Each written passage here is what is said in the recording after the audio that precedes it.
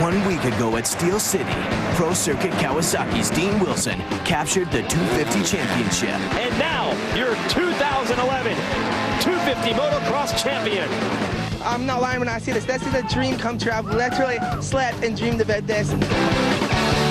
Wilson can now take his place among the greats that have won titles for the Pro Circuit team. The final round of the Lucas Oil AMA Pro Motocross Championship is set to get underway from Pala Raceway. We're just outside of San Diego, California for the grand finale of the 2011 Lucas Oil AMA Pro Motocross Championship, the Traxxas Pala National. Hello everyone, Jason Wagen, of course, joined by four-time AMA National Champion Jeff Emig for what should be a great final round of the 250 class here on Speed. Dean Wilson has already wrapped up the championship, but his team still has some history on the line. They want to win all 12 rounds of this 12-round championship. They've won 11 so far. They're in good position to get it done. Well, and it was a really intense start to the day. I'm telling you, Dean Wilson, his confidence is there, his speed is there, his determination, everything is working just like it should. He has the momentum. He's going to be hard to beat.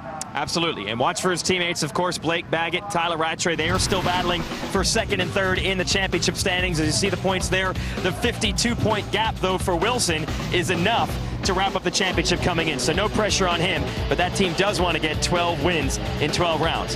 How good does Dean Wilson feel? Well, let's find out. We'll send it down to Aaron Bates for the Progressive Pre-Race Report with Dean Wilson.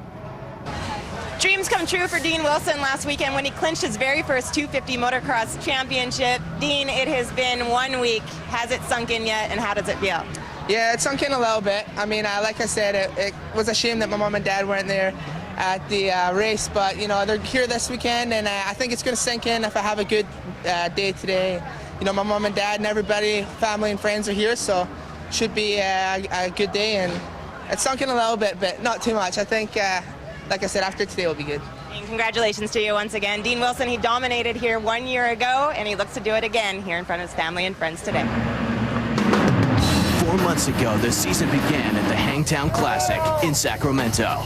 After 11 rounds and a tour of 10 states, the series comes back to California. Through it all, Jason, Jeff, and Aaron have brought you the action. One more time, the gate will drop, and the 40 fastest riders in the world will race to the checkered flag. Round 12 is next, when the Lucas Oil AMA Pro Motocross Championship returns to Pala Raceway.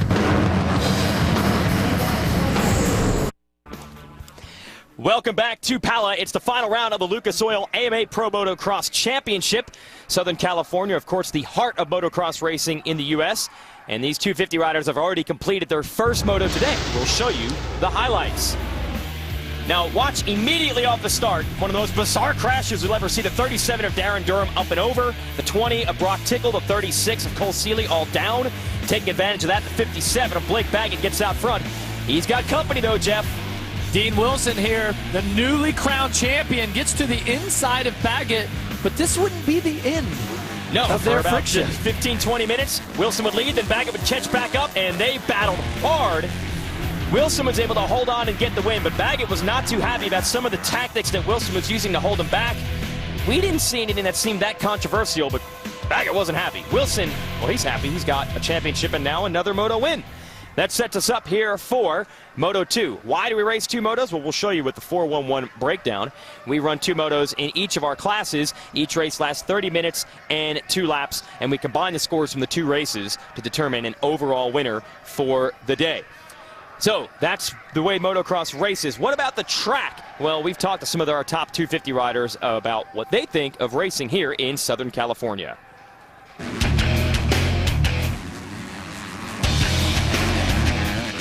Pala was cool. It was a new track for last year.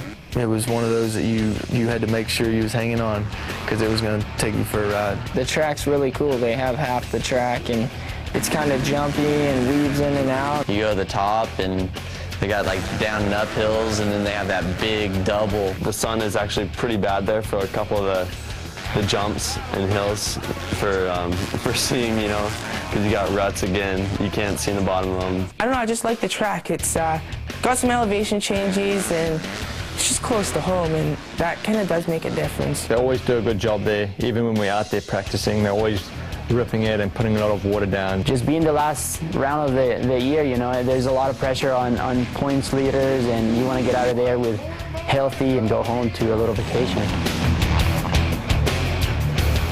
Let's check out the track map brought to you by Kawasaki and the all-new 2012 KX450F, fully equipped and race ready. Go ahead, Jeff. Well, off the start, you make a nice sweeping left and a right. That's going to sort everybody out. But the comments today is that this track is fast. Maybe the fastest track ever. It just really opens up in some of these sections. Then you get into the hill sections, that big Lucas Oil tabletop jump. This is that step up and a step down. Massive double jump right through here. 250Fs will be wide open. Then the Huckabuckers. Gnarly whoop section. Couple of S-turns, couple of double jumps onto the finish. It's what it looks like on board, Jeff. Here you go. This massive tabletop, this Lucas Oil jump up over the top. And this is earlier today. Track was a little bit wetter, a little more moist, okay? Definitely smoother than what it was earlier. And this is one of the cool jumps here on the track as you jump down again. And here in the second moto, it's going to be rough all the way through. Track's dried out quite a bit. Actually, Gareth almost getting off the side of the track right there for a little bit. This is a pretty cool step up right there where you got to stop to try to hit the inside. And they'll jump back downhill, back into the view of the spectators. Good footage there, courtesy of our GoPro Hero Cam. Let's check out the Rocky Mountain ATVMC.com keys to the race, Jeff. Well, it's, I tell you, obviously getting a good start. It's going to be really important here today. The track's going to be nasty. The sun has started to set to our left, so behind the riders. So when they're coming back down by the finish line, it's going to be a little bit of shadows on some of those steep jumps. And this is the last race of the year. Leave it all on the table, and I got a feeling the 57 here has got some extra motivation after Moto 1. Yeah, he was very heated about racing with Dean Wilson. Now we'll explain why he has the red background on his plate. They are running the Motocross of Nations graphics and gear on their bikes. That's a team race that will take place in France next weekend, and Baggett is on the U.S. team. So a little preview of the red, white, and blue attire he'll be running, and that probably doesn't make Wilson too happy. Wilson has the red plate in the series because he's your series points leader and champion. They're going to let Baggett run red in this one. I think they might be seeing red if they run into each other in this moto. Yeah, but hey, pride is on the line. These guys are going for it each and every time they get on the track. Card's going to go sideways in between 5 and 10 seconds. The gate will drop, and that'll be it. The final race of the year. Here we go. We're in the midst of 2 hours of live coverage on speed. This is going to be good.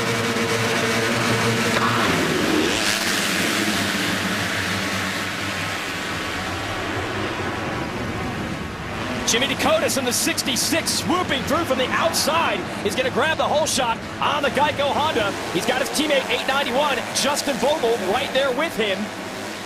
Well, that's going to make 3 whole shots on the year for Dakotas. Oh, and carnage there in the first turn. The 70 of Tevin Tapio's down. A whole bunch of riders. Good to see some of the other teams going in there and contributing to help some of the privateers get up. Meanwhile, I think that might be the 210 of Kyle Peters, who is only in his second pro race, who is up front. Seems to be. Well, Bogle, he's another amateur graduate. Both of these riders, you know, experiencing their opening of their pro career here, so they've spent some time together. Bogle trying to make the move on Peters. About a month ago, these guys were battling at the Amateur National Championship at Loretta Lynn's. Bogle takes the measure of Peters right now, moves into second. Then it's the 35 and Kyle Cunningham making moves. Just got around Alex Martin on the 46. Where are the Kawasaki's? Whoa! And Peters almost comes together with his teammate Cunningham. 210 in the 35. Veteran and the rookie.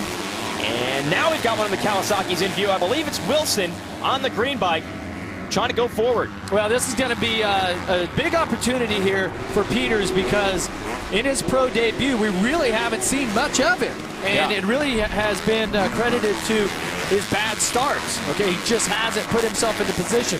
So I'm really interested to see what this rookie has as far as speed right now. Not really concerned with his fitness so much right now as seeing if for the first 10 or 15 minutes how fast he can run. And Cunningham keeps the heat on as the 66 of Dakotas leads Bogle. So that's 2 Hondas, 2 Yamahas, another Honda Martin, and then finally one of the Monster Pro Circuit Kawasaki's, Wilson, coming into view. Oh, and more riders down. Morris. 71 of Morris. Man, we can take you through this and show you. I think that might be Tedder on the 583 down with him.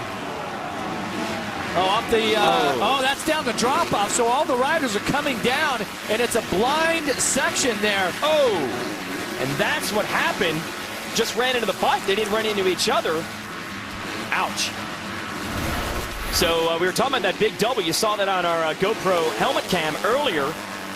Bogle is now into the lead around Dakotas. So the kid, in just his 4th ever pro race, is out front. He's been getting better, amazingly enough, every week.